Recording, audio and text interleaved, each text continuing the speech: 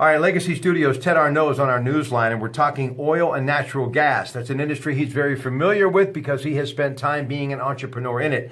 Teddy, earlier this week, Consol Energy said they are going to split from Noble Energy, and they're going to focus more on the Marcellus Shale. And hopefully, well, we'll find that to be a commodity that's worth talking about very soon, especially with Wall Street. And also, GE yesterday, I saw a story in the Wall Street Journal, Jeff Immelt, who is their CEO, discussing Hughes Baker, a company that they're going to be acquiring. It makes $32 billion a year. It'll be run by GE executives, and they'll have more of a footprint in the natural gas and oil industry. So let's talk about energy and why it matters in this election, this U.S. Senate race. Pat Toomey has been all for energy, especially the coal industry, which I still believe does matter. He's being challenged by Katie McGinty. And I also think Donald Trump, who's talked heavily about helping the coal and energy industry, he too is all on board about that. And of course, he is challenging Hillary Clinton as these two are fighting for the next presidential seat that'll take place in 2017. So talk about why energy still matters, and we should be all focusing on some of the stories that I just mentioned, and especially the natural gas and oil industry. Well, even coal, metallurgical coal is really having a resurgence, and southern Pennsylvania, West Virginia, and eastern Ohio are going to feel, I think, some positive economic results from that. But the natural gas industry, with the cracker plant coming in Monaca, and they're actually talking about 2 additional cracker plants in the area, is huge.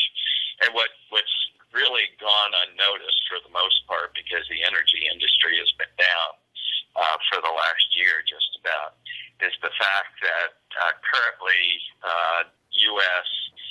natural gas, the liquid natural gas companies can export their product. From 1974 until actually December of last year, they couldn't do that.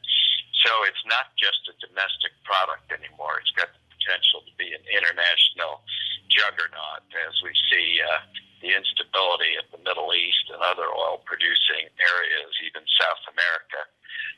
I think we could see in Ohio, Pennsylvania, West Virginia, really an energy boom. And I think what people have to realize is not just the energy industry that benefits, but it's all the feeder industries, the educational industries, everything else gets right.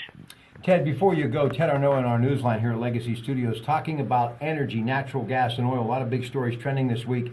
How important is it, though, for us to focus on a giant like GE deciding to make a major move to get into the natural gas and oil industry? They've already got a footprint in the oil industry, and that was something that they would have never probably thought of doing, say, 10 years ago. But it still tells me it matters, and there must be some sort of future out there for this energy. And also today I talked about Governor Tom Wolf, who's going to allocate $24 million from an alternative fuel fund that is going to be used in the way of grants to help companies who have to kick in 50% of the project for gas pipeline extensions. He says it's all about trying to find a low energy source in the way of being able to fuel our America and Pennsylvania, but also create new jobs. There has to be something here for all of these stories to be taking place. But when you see a giant like GE really put all their cards on the table, that tells me that natural gas is here to stay.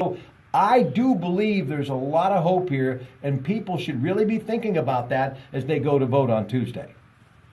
Oh, absolutely. I mean, anything that we do that curtails the current energy industries that we have in anticipation of non-economic, non-petroleum energy is really crazy right now.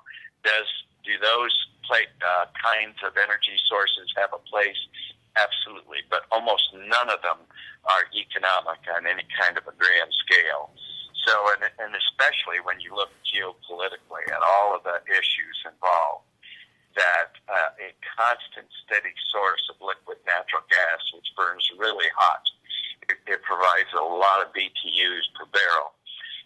I think it could be that the kind of thing, especially with the law that they passed in December, like I said, that this isn't just going to become a domestic industry, it's going to become an international industry, which requires rail, requires rivers, requires highways, all of which we are blessed with, and a great workforce. So this area is poised for a resurgence. As you know, I've been really pounding the pavement on this in Little Hancock counties, that they need to make sure they're prepared and appear to be business friendly and ready to take advantage of this. I look at it as when you throw a big rock in the middle of a lake, you start seeing the ripples that come out of that rock. Well, I think the cracker part of it, the Marcellus Shale part of it, is the first ripple, but you're going to start seeing additional ripples of R&D type of companies that are going to be sprouting up.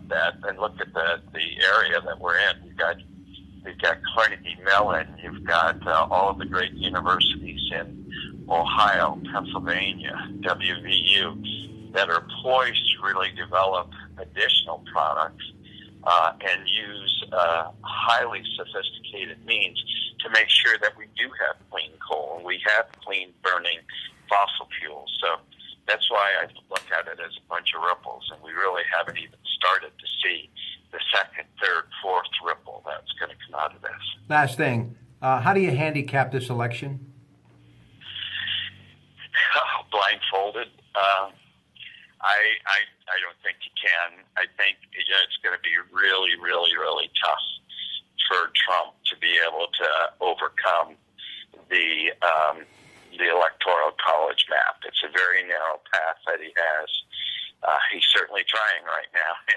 And in the last couple of weeks, Hillary's past transgressions, if you will, are starting to catch up with her. But I don't think he's got the momentum with enough time left. If it was 3 or 4 months ago, I'd say he'd probably have a shot. But as importantly, or maybe even more importantly, are the Senate and the House seats, that we have proactive, pro-business people in there, and people who are attuned to the energy industry and recognize the economic benefits it can bring to our entire area, but also to the United States. Mm-hmm. If you look at the costs that we put in fighting wars over energy and just applied that economic number per barrel, it would probably astound you what we've really paid for imported oil. Energy matters, and I think it's the biggest issue in this election. Ted, it's always fun catching up with you. Hey, folks, thank you for joining us from Legacy Studios in East Liverpool. Have a great rest of your night.